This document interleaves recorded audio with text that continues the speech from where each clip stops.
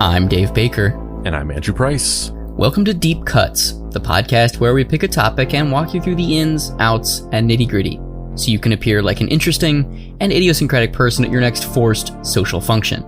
Today's topic is... Malcolm MacDonald, aka Dickarm. Who is Malcolm MacDonald? He's a working-class man with no front teeth. He's a father of two, and he has a good sense of humor. He's also the survivor of an extreme blood infection that was so dire it caused his fingers and toes to go black and for his penis to fall off. But that's not where our story ends. That's where it just begins. You see, Malcolm is a guinea pig for a new experimental medical procedure where he's growing a new penis on his arm.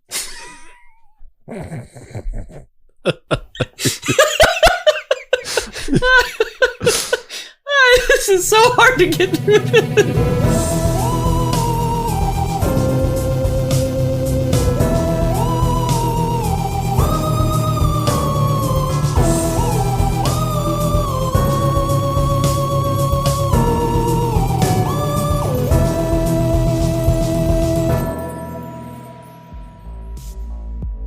Act 1. The nightmare scenario. The 2000s saw a massive uptick in quote-unquote medical programming. Not procedural fiction taking place in a hospital, literal televised surgery. Founded in 1999, the Discovery Health Channel was a cable channel spin-off of the obviously named Discovery Channel. The channel focused on what they branded as health and wellness-oriented programming. However, the truth was a little further down the yellow brick road. In the beginning, Discovery Health Channel's programming was mostly exactly the previously mentioned medical and health-themed reruns that aired over on other Discovery Communications-owned channels, specifically the TLC. Quickly though, the channel began producing loads of reality TV. Babies, Special Delivery, Birthday, Plastic Surgery, Before and After, The Critical House, and Dr. G, Medical Examiner. For the first decade of the new millennium, these reality shows showcased a bizarre mixture of medical oddities, graphic surgeries, and basically doctor porn. What, you're not familiar with doctor porn? No, they're basically the 21st century evolution of the old carny barkers, sideshows, and freak show acts. They basically consist of cameras filming surgeries or medical procedures for people who have unusual or extreme medical needs. And the unspoken benefit being, without the money from this show, this poor person would literally still weigh 2 tons. Wouldn't that be awful? It's how we salve the twinge of guilt for our holier-than-thou voyeurism that we live out while chomping down on popcorn and snickering at other people's lives that are concretely more out of control than our own. I find it very fascinating that the increased production of content, throughout the last couple decades, the expansion of television programming from the advent of cable TV, the 24-hour television cycle, leading into the expansion of digital cable to where there's literally thousands of channels, and then finally the expansion into streaming, has served as this large playing field of experimentation. And in that expansion of the number of slots to fill for content, leading up to literally infinite slots, in the modern age of streaming television, it served as this grand experimentation in human affinity and discovering things that we're really interested in that nobody would have ever realized with the limited programming of the time before cable television. Pre-cable television and 24-hour television cycles, making shows about surgeries is not something that anyone would have ever thought of. With the limited amount of screen time, the limited amount of channels, the limited amount of slots, people went for the obvious things that you would think that people would be interested in. Narrative fiction, like TV shows, sitcoms, things that make us laugh, stories about human drama or characters having relationships and interacting. Like that's the thing that you would think people would be entertained by. And that's what TV was. And then as it expanded, people started being like, okay, so we have that stuff and we have all this other time to fill. So what else do we got? And that's how we learned. That's how we discovered talk shows, and people discovered like, oh yeah, people like people just sitting and talking to each other. Never would have thought that. And then we discovered reality TV. People want to just watch people's lives. We discovered all these different types of things just by the sake of the medium expanding and there being more time to fill. There was more opportunity to experiment. People just tried out weird stuff. And eventually we started to learn that people were more interested in this stuff than they were the other stuff. Holy shit. Like, people just want to watch somebody get liposuction? Like, I would have never fucking thought that in a million years. If you gave me like one opportunity to make a TV show, it would have not been liposuction, the show. And yet with that space for experimentation, people are fucking obsessed with this. Like, sure, they liked all those sitcoms or whatever, but they love this. The Discovery Health Channel made its bread and butter off of these shows, and they eventually filtered out into the broader culture, although slightly more sanitized. Next in the litany of let's punch down and pretend that we're helping people reality TV shows were a wave of network programs like The Swan and other makeover shows of its ilk. They took people that were a mess or needed nose jobs, and they ran them through the equivalent of the please fit into our preconceived and socially reinforced notions of what traditionally approximate sexual viability and a traditional sense of beauty. These shows made a military-industrial complex out of giving people elective surgeries, maintaining damaging and, more often than not, unattainable levels of beauty standards, and making Americans feel like they had their shit together more than these idiots. But the truth is, what we didn't want to admit is that we were just as bad, but it didn't matter. We liked feeling superior for 30 minutes every Thursday at 8 p.m. Was Malcolm MacDonald someone who watched these shows? Someone who marveled at the medical freaks and felt better about himself? No, probably not. Malcolm MacDonald is from Bedford, Norfolk, England. He's a guy with a twinkle in his eye, even when things are decidedly dour. More importantly, though, MacDonald never anticipated being the type of person to be featured on one of these exploitative medical shows. He quite honestly probably wasn't even aware of the existence of these shows. He seems like the kind of guy that likes going to the pub, drinking with his buddies, and then probably spending some quality time with his 2 kids. He also, low-key, seems like the type of guy who would have committed assault once or twice at a soccer game, but that's just speculation. In 2014, when Malcolm was about 45 years old, he contracted a severe infection. Initially thinking it was nothing, MacDonald went about his life. And then, things took a turn. A dark turn. He noticed that his appendages were starting to become discolored. He went to the doctors, but things ballooned out of control rapidly. This infection spread and evolved into a case of sepsis, a blood infection. It spread to his extremities in a real way. His fingers and his toes turned black. And then, the nightmare scenario. It affected his genitalia. Real life body horror. This whole thing feels like a really low budget, shitty David Cronenberg movie. Like it's a really, really shitty David Cronenberg. Like, this is like David Cronenberg in his, like, if David Cronenberg hadn't been nominated for an Oscar for A History of Violence and kind of rebooted himself as like a prestige intellectual thriller director and just kept making The Brood or Crash over and over again. Like, this guy is like Crash meets Tetsuo the Iron Man, but just so not fun. Yeah, and just like really low key. Like, instead of Tetsuo the Iron Man slow devolving into being overtaken by this biomechanical virus and it's spreading throughout your body and your body just deforming in all these gruesome, horrific ways and slowly coming to grips with the horror of it, he's just like, "Oi, Gov, me dick fell off."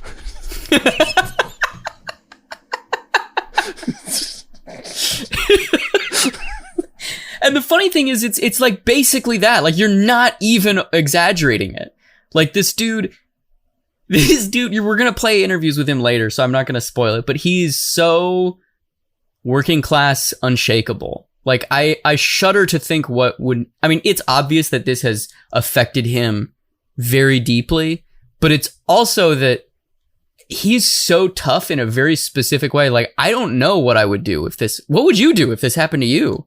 How would this affect you? I mean, I don't know specifically what it would do to me, but I do know that much like I think it would affect a lot of people, and you kind of see examples of this. You know, a lot of times you see stuff like this happening with veterans who are injured overseas in Iraq or Afghanistan or whatever, and they're caught in IED explosions and they do lose limbs, and sometimes they have lost their penises and things. It profoundly psychologically affects you.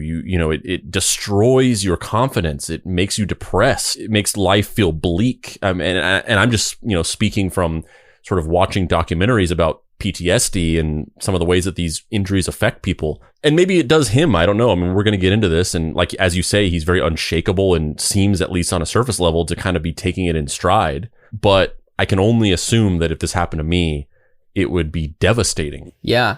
Not in that way of like, oh, my dick, I can't fuck anymore or whatever, but just the idea, because human beings literally have recurring nightmares about these types of things, about the psychological horror of something falling off of you, the recurring dreams about teeth falling out and deformations on your nose and chunks of your skin fall out and things like that. And this is the reason why body horror is effective in the first place. This is deeply rooted fear in like your body becoming rotten and falling apart, which is, just to take it to its logical extreme, it's a fear of aging and dying. It's a fear of decay. And that's the reason why we have those dreams. That's the reason why body horror is terrifying to us, because we don't want to come to grips with the fact that we are decaying and getting old and falling apart, and we will one day die. To have something like that expedited to where just like one day out of because to a reasonable degree, we kind of have a little bit of control over it.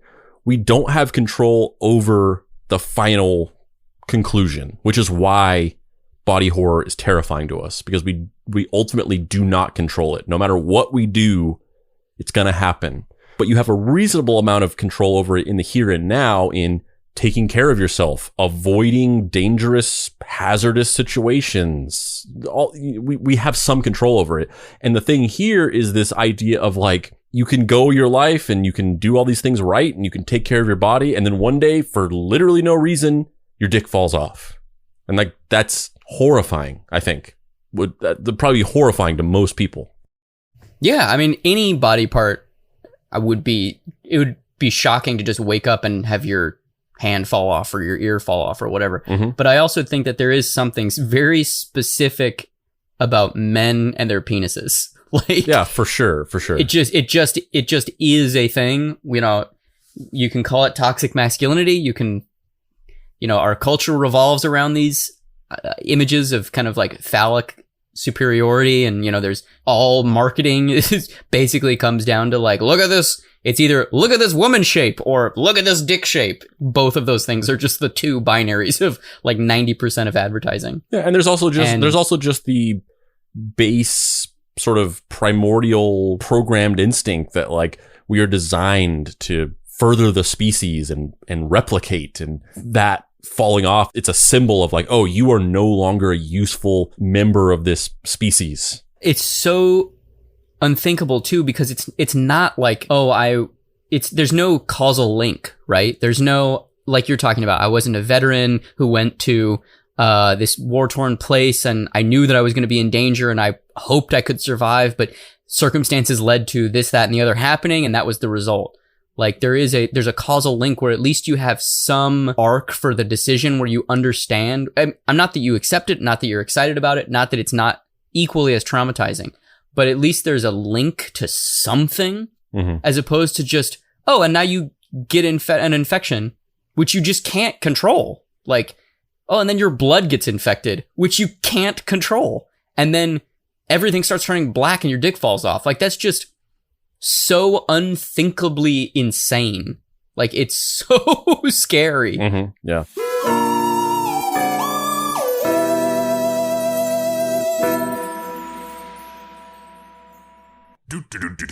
Demon humming song. Is anybody else getting a little tired of that ad? I mean, it's pretty funny the first 4 times, but yeah. How about we kick this thing up a notch or two and do it Hillsmer's pirate radio station style? Dave's got a new Star Trek comic miniseries coming out from IDW called Seven's Reckoning. I don't know why you'd want a book with a bunch of drawings of people from a canceled TV show, but if you, for whatever reason, did, it drops on November 11th. But it's probably smarter to pre-order it because it lets the vendors know that there's demand. And if you you want to pre-order it, you have to use the following code. SCP-200455. Yeah. SCP-200455. SCP-200455. SCP-200455. Hail, Space Satan.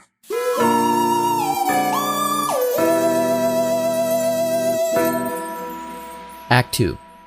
Hey bro, your dick is falling off. That's right. No, insensitive? Insensitive? Should I change that? I wasn't laughing because it's insensitive. Maybe it is, I don't know, but I'm just laughing at it's just the absurdity of this whole thing. It almost seems like this is a real story, and it's also interesting in the ways that we're talking about it. But at the same time, this seems like a made-up satire episode of Deep Cuts. Yeah, it really does. Yeah. Like if we put this out on April Fool's Day or whatever thing people tend to do. That's right. Low-key soccer hooligan and world's greatest dad mug owner, Malcolm MacDonald's penis fell off due to a bodily infection. You're probably screaming to yourself, I didn't even know infections could get that bad. Yeah, me neither, but they do. And specifically, Malcolm's did. When I saw my penis go black, I was beside myself. Literally. Literally. I knew deep down it was gone and I was gonna lose it. Then one day, it just dropped off on the floor. That's right. It fell off on the floor. I wanted to know about that. What does that mean? Was it detaching prior to that and he could see it? Was there a lead up to it where it was detaching? What does that mean that it just fell off one day? There had to be some transitionary period where it was detaching or something. Yeah, where it was I'm assuming that means that it wouldn't just go from fully on to just off without any kind of transition. I mean, it could if the skin was dying, if it was just kind of basically calcifying and turning into just a hunk, and then, if his urethra is dying, and every time he uses the restroom, it basically starts removing pieces of himself, and then one day he just takes off his pants, and the friction of just pulling your pants down in order to... Oh God, this is horrifying what you're saying to me right now. It's fucking insane, man. I hate everything that you're saying. It's insane, isn't it? Yes. When I read this article about him, I was just I didn't know that I had this fear, and now I have this fear of every time I cut my hand now and I get a little infection in a finger or something, I'm just gonna be oh God, this is how it starts.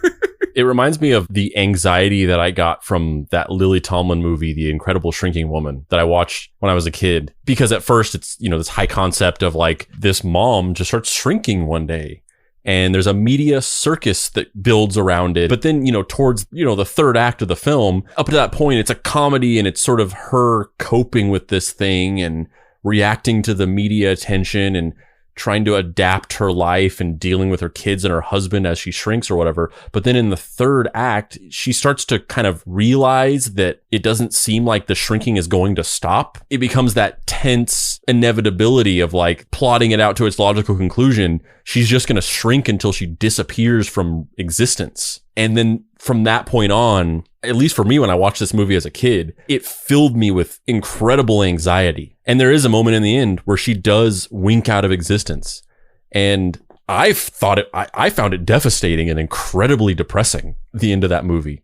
Because it's this exact same thing. It's an absurd high concept version of it, of just you can't, this thing just starts happening to you and you can't control it. And then it's just going to, no matter how you try to rationalize it or whatever, you just know in the back of your mind that there's a termination point and it's going to get there. You can't stop it. It's just inevitable. Ugh.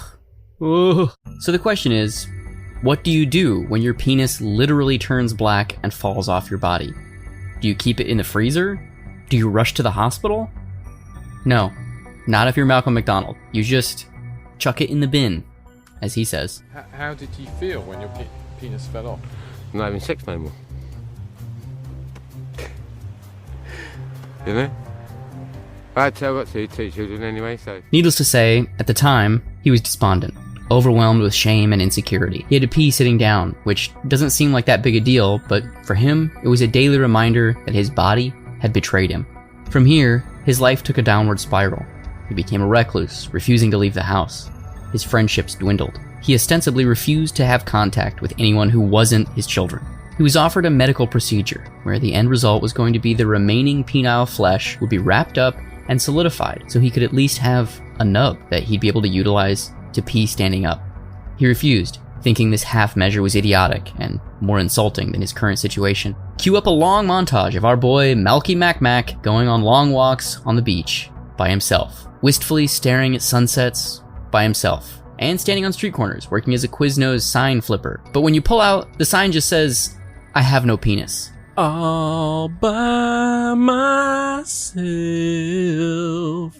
don't wanna be all by myself without my dick.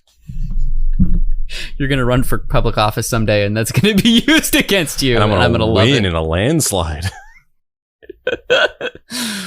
That's gonna be my campaign song. I'm gonna walk out to that. Yeah.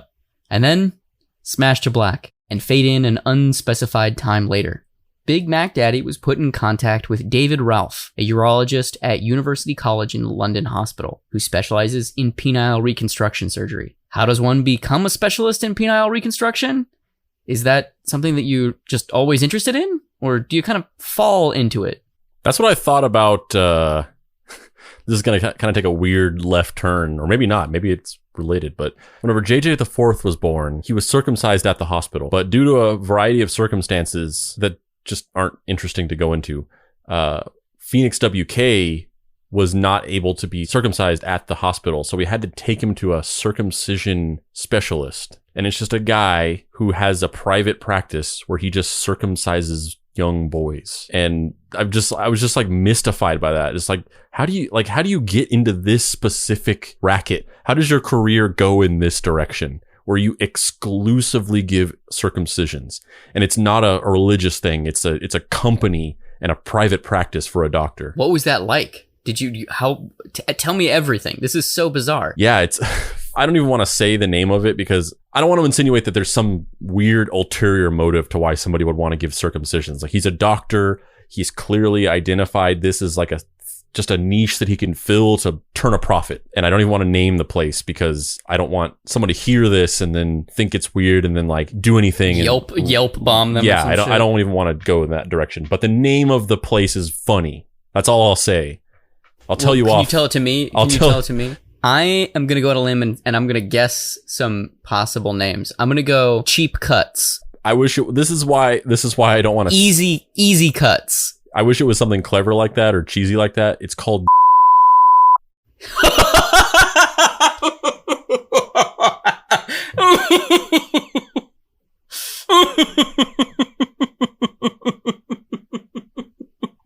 I've just told Dave the name of the place.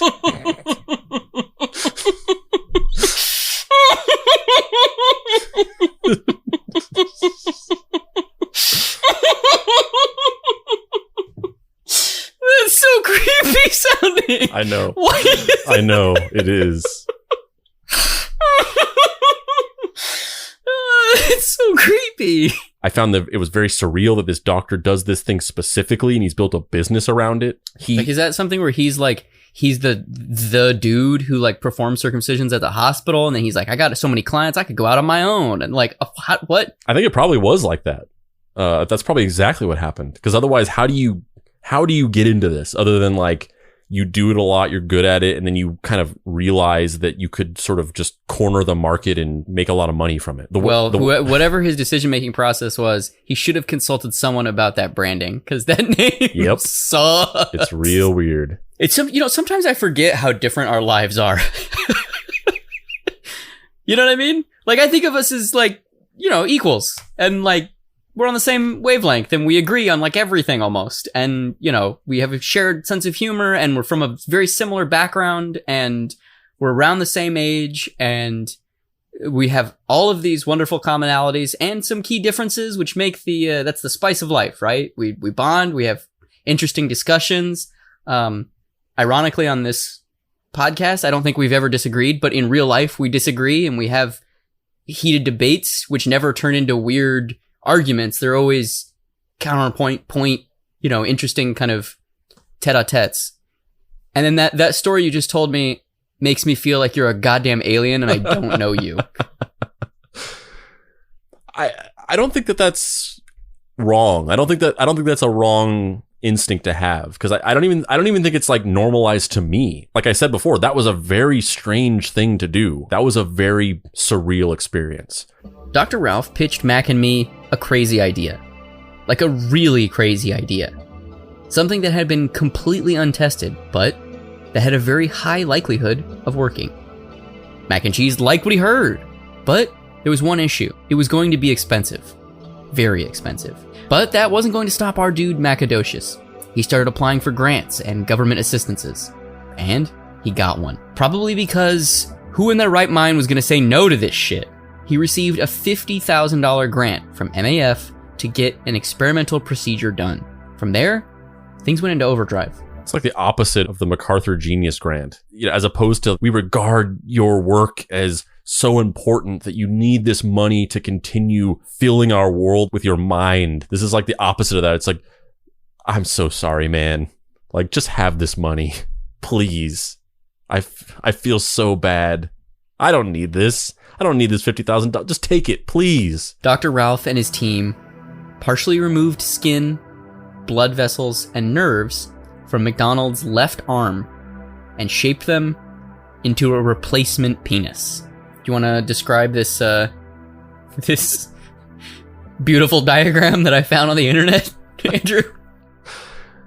Well, yeah, I mean, it's like a generic diagram, like a CGI rendering, or maybe just a 2D digital drawing of a man, like a naked man, and he doesn't have a penis. And then it's showing that there's basically like a part of his arm or there's skin that's taken off for a graft. And then it has like a little drawing of what is done with the skin. It's like showing that it's being like sort of rolled up, this little section of skin that they take off the arm. And then it's showing the end result, which in this drawing is like a perfectly shaped penis. I really doubt that it actually looks like this, but just a perfectly. Have you seen what it looks like? No. Let me. While you're talking, I'm gonna find an image of what it actually looks like, and then hold it until you're ready to see it, because it's pretty weird. No, I won't say anything. Just keep going.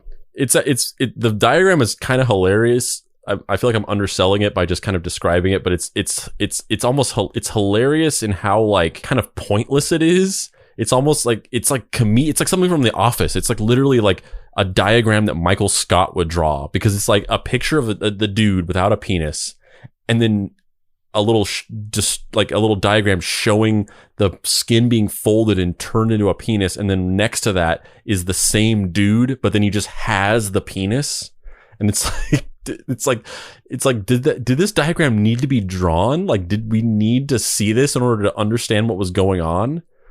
And then like at the bottom it just shows another drawing or a diagram of just his outstretched arm, and then just the penis hanging off of it. It's really it's pretty striking. It's It's visually hilarious to look at. It's interesting because it is a penis and it's sculpted to look like one, but also it looks like it's like a Play-Doh penis. What kind of darknet bullshit did you get into to see it? I know, right? I don't know where I found it.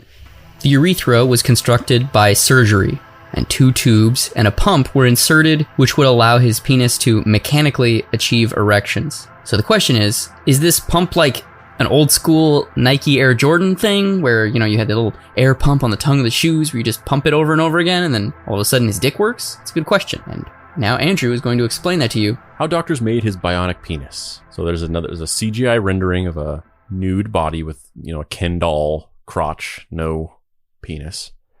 There's like a little dotted line on his leg, and then I think they took muscles from his leg. Okay, and then like a little patch of skin. It's got a dotted outline on his forearm.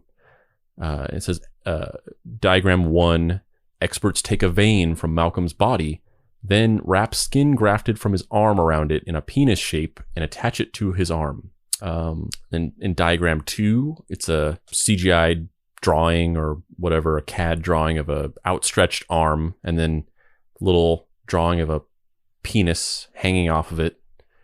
And then it says the constructed penis is then detached from the forearm.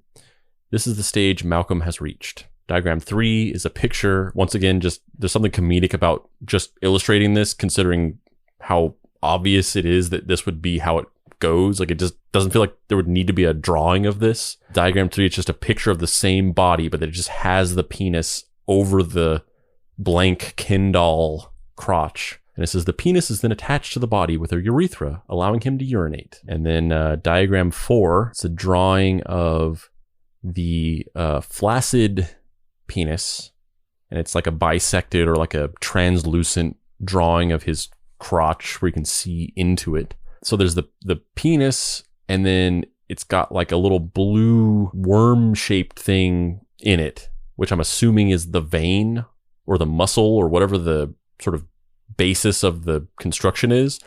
And then it's attached to 2 wires or tubes that are going down into a little device that seems to have, they're basically going to be putting it into his scrotum. And it's a little box with a little ball on it. And then that has a tube coming out of it that goes up above the penis into sort of his stomach or his abdomen. That's like a little ball that I'm assuming is like a little squeezable, like rubber reservoir or something. Next to that, it's the same drawing, but the penis is erect.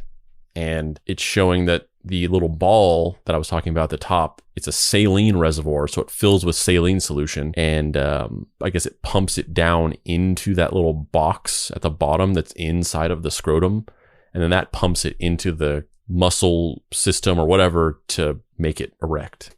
And it says it is fitted with a tube or a penile implant, so it can be inflated into an erection with a hand pump. The penile implant is made up of a saline reservoir, which can be pumped in and out to make it erect and flaccid via a pump in the scrotum. Oh, so you squeeze your scrotum to deflate, right? Or is it? I think it's probably like both. Fucking science is trippy, man. Yeah, I mean, there's 2 things going on. One of them is just the recoiling and horror emotion of just like, you know, what we were talking about before, just the body horror of it. And then the other emotion of it is the sort of humor of it, of just like the inherent, we're talking about dicks and like, you know, maybe we're immature, but there's something kind of inherently absurd and funny about talking about this thing. Even if we are acknowledging, you know, how horrified we'd be and having sympathy for him. Like there's a comedy to it that you cannot deny. But then there's a third thing, which is like, just staring at this and just being in awe of just the transhumanism that it's implied by this, that we're drifting further and further into these upper echelons of technology and ingenuity and human consciousness, all just like building and coalescing to this ethereal plane where anything is possible and we can modify our bodies in any way that we want and we can do whatever we want. And the lines of what it means to be a human are starting to be blurred. I think we're going to have a lot of discussion about that at the end, because that's like this whole thing is just the voyeurism around it and the transhuman aspect of it are 2 things that are equally troubling and exciting to me. They then take this penis and fix it to Mac Attack's arm where it grows. Like a fucked up chia pet that one day you'll have sex with someone with. That's right.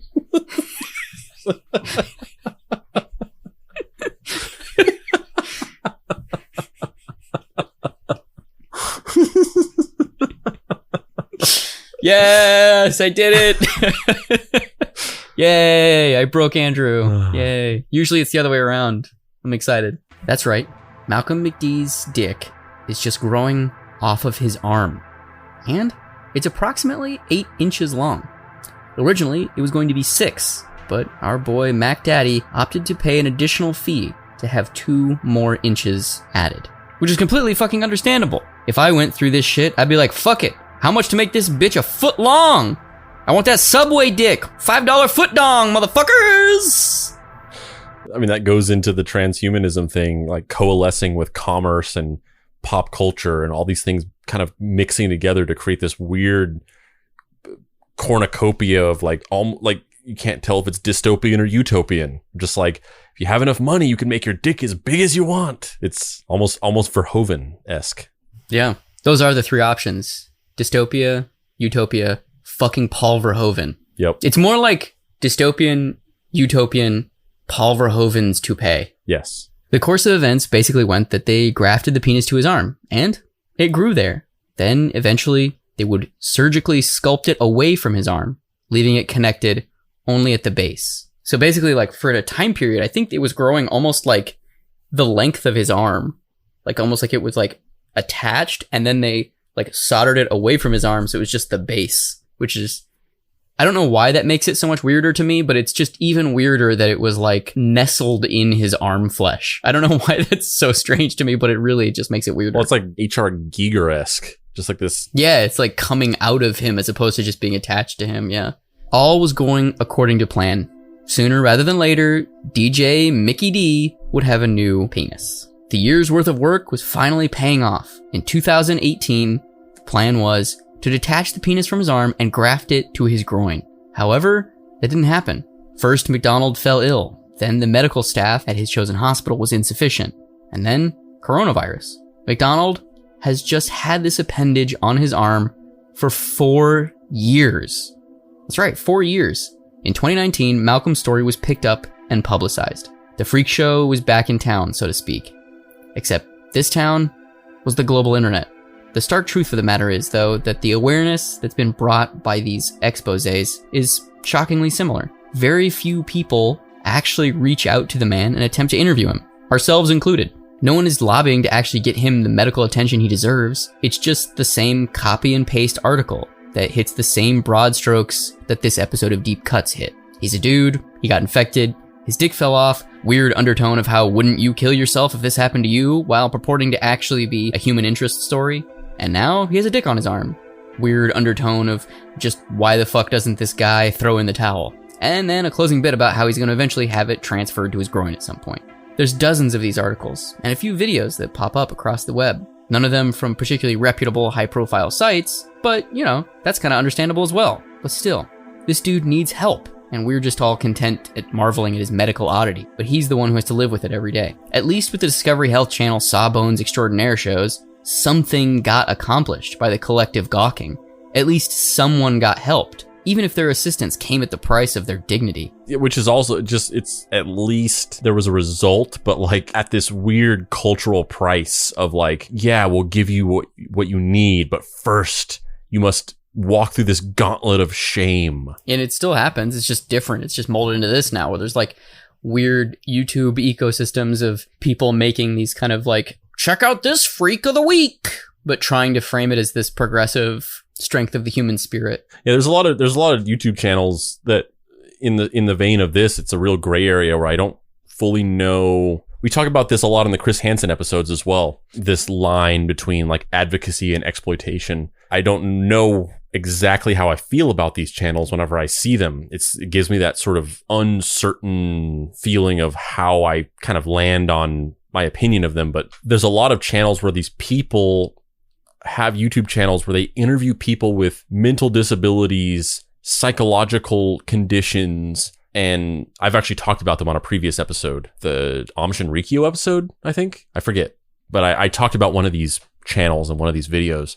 But they'll sit down and they'll like this, you know, there's a couple of them. There's a couple different people that do this, and it'll be like a person who is like, today I'm sitting down and interviewing this person who is a high functioning sociopath, or this person who has autism, or this person who has, Down syndrome, or any combination of mental or psychological conditions.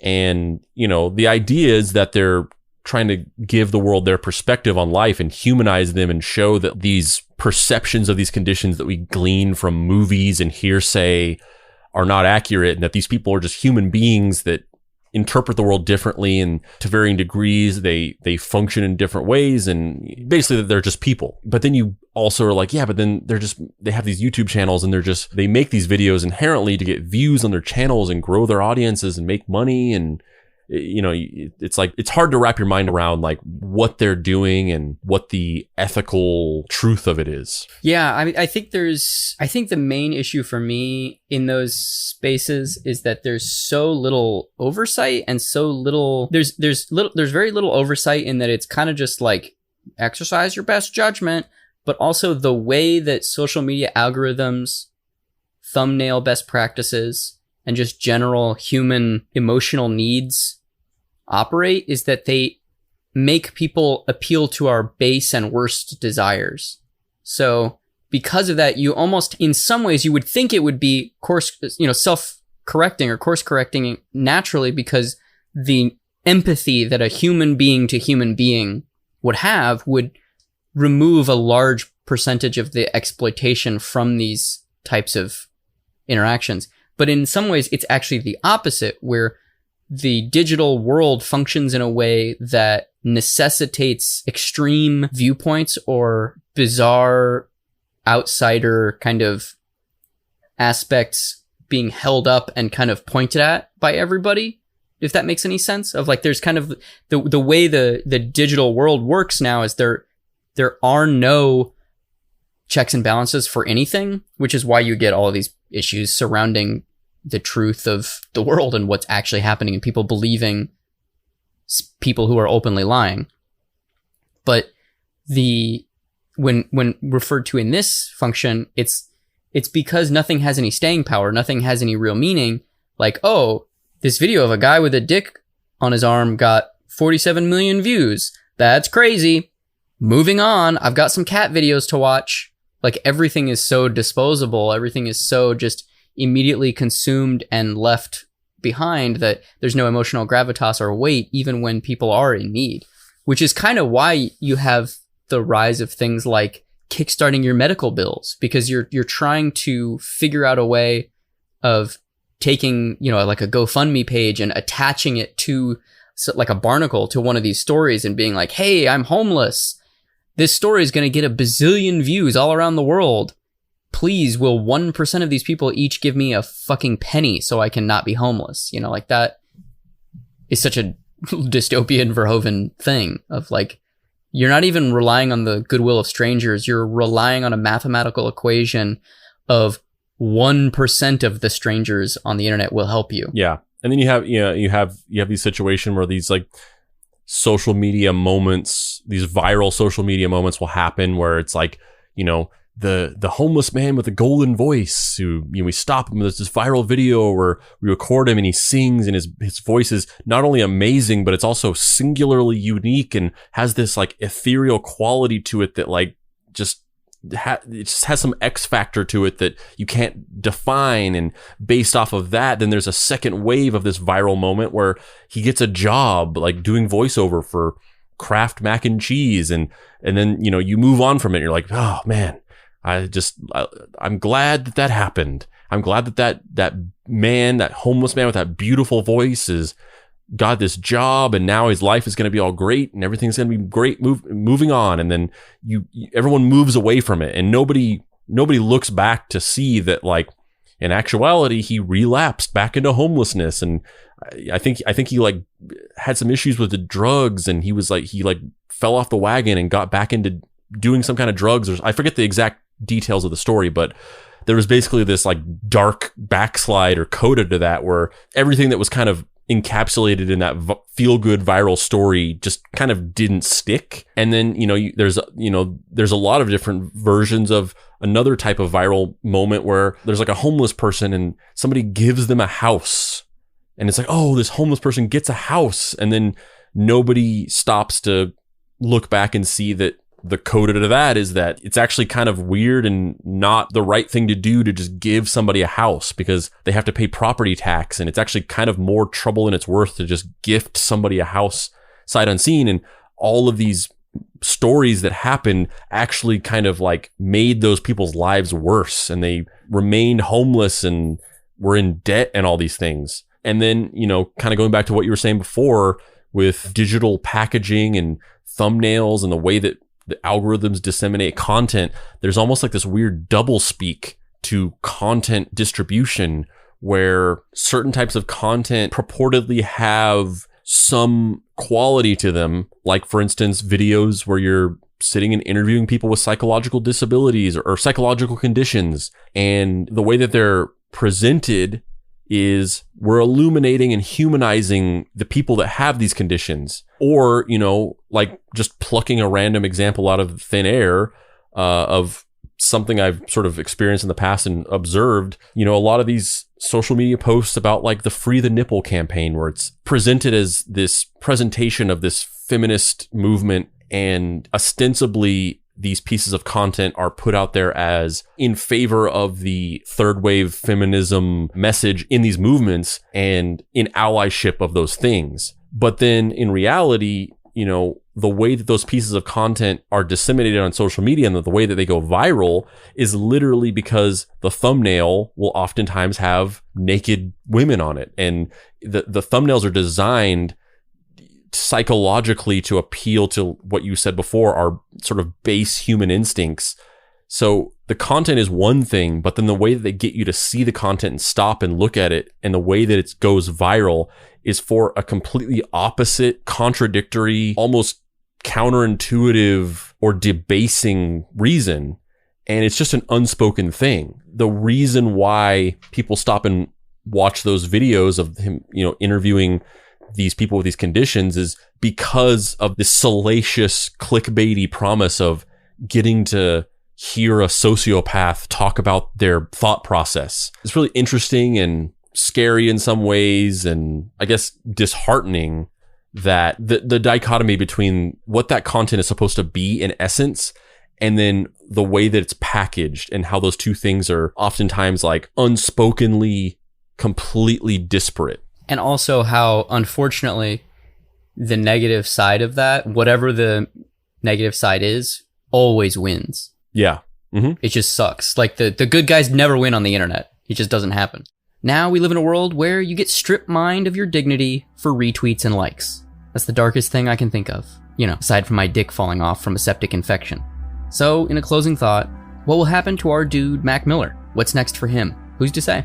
But if he doesn't end up having his penis transferred, I hope he gets into porn and performs as Dickarm. Or something.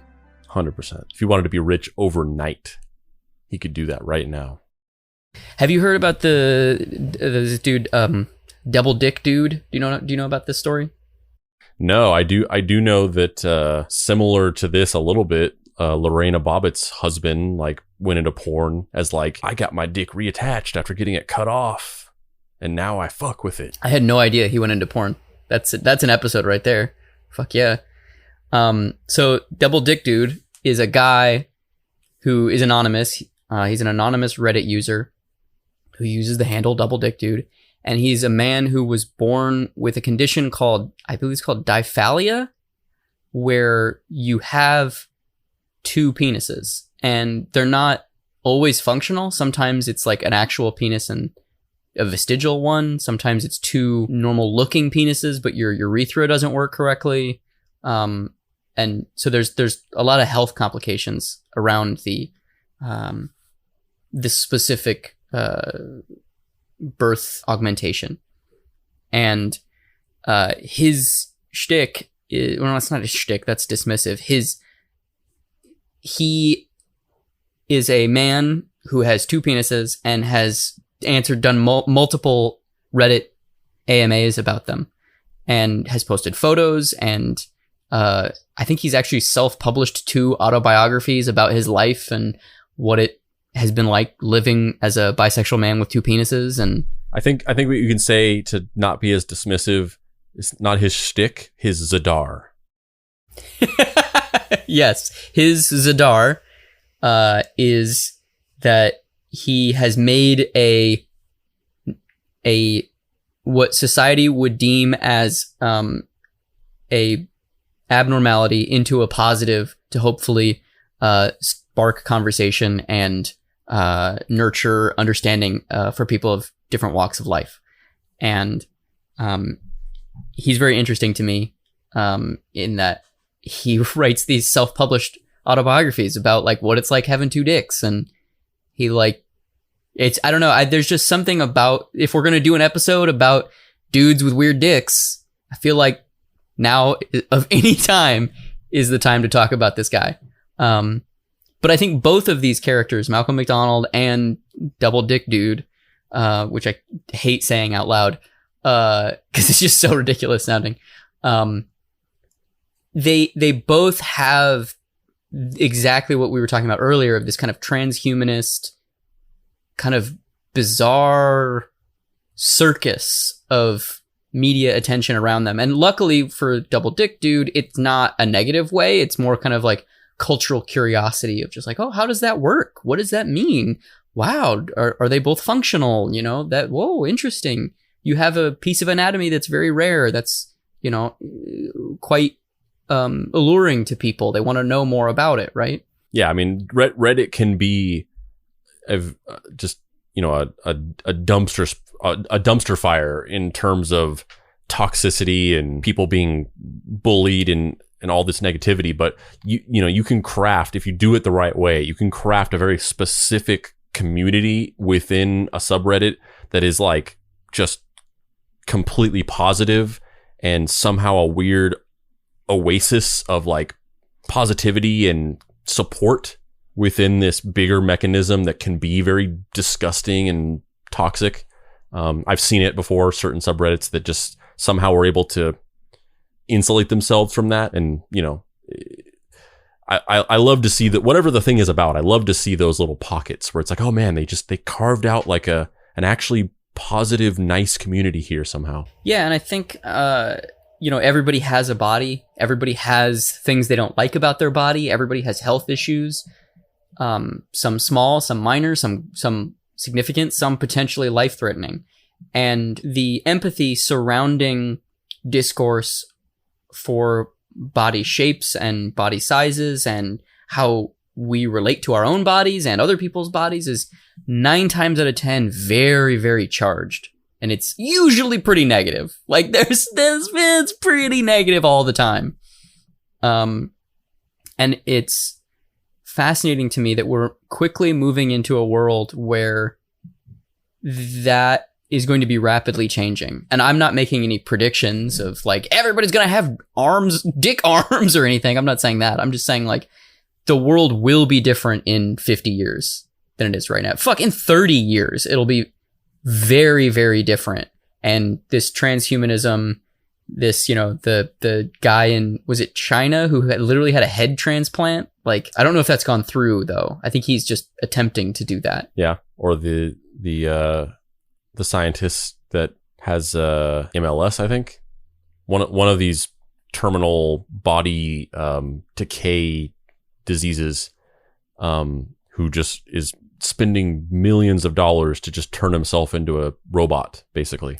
Yeah, and you know, it's fascinating to see how quickly those things are advancing. Like, I remember in like 2010, I think it was, when smart homes first started becoming readily available, there was a body hacktivist type person who installed like basic computer chipware on their hands, and they could like wave their hand and the shutters would open, or the shutters was closed, or they would raise their hand and the garage door would open, like just basic stuff like that.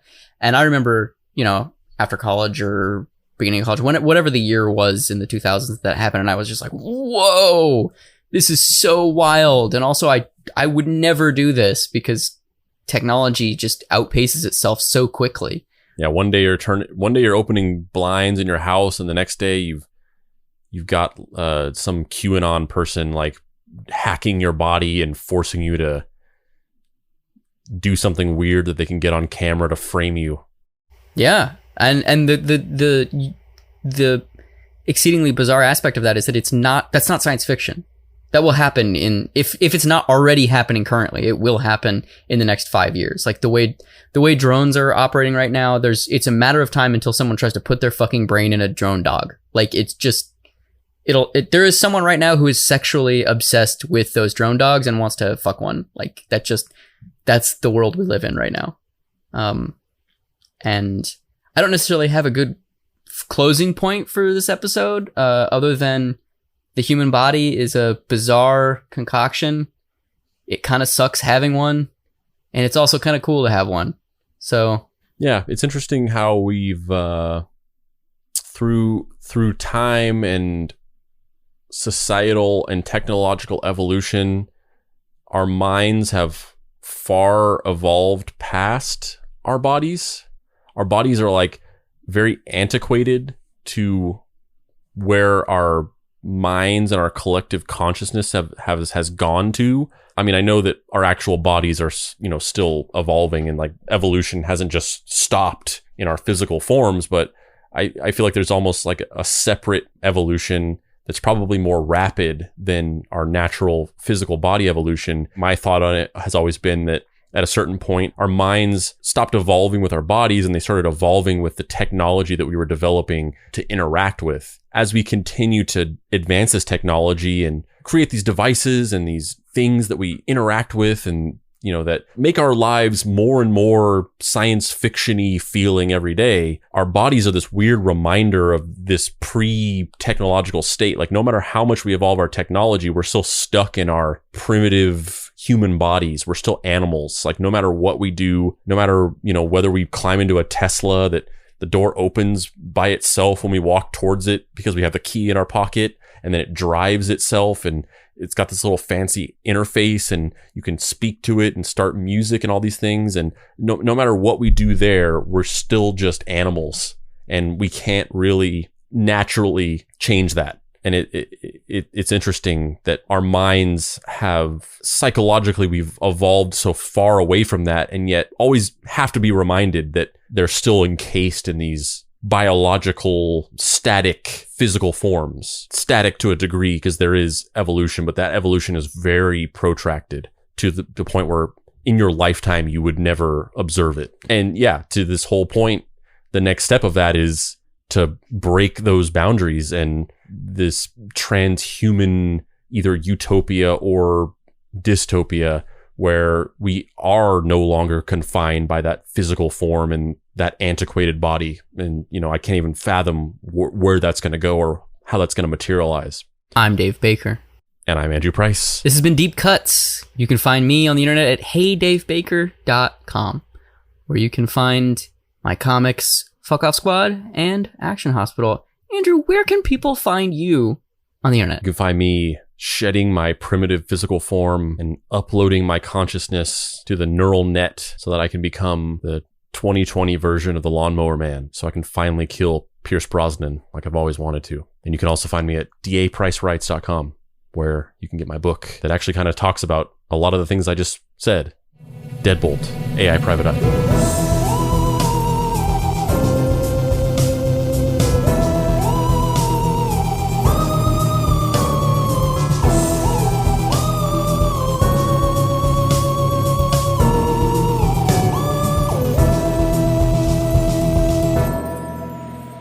Deep Cuts is a production by Boy Genius Media. If you'd like to find this show and others like it, please visit boygeniusmedia.com or deepcutspod.com. If you want to join in on post-episode discussions, please join the Deep Cuts Podcast Facebook group. Finally, subscribe to our YouTube channel for additional video content. The incidental music for this episode was created by D. Catalano, whose music can be found at wekeepoddhours.bandcamp.com, and the Deadboy Detectives, who...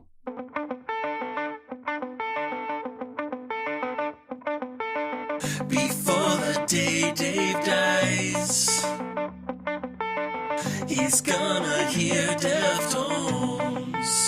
The tones, he may not like Deftones,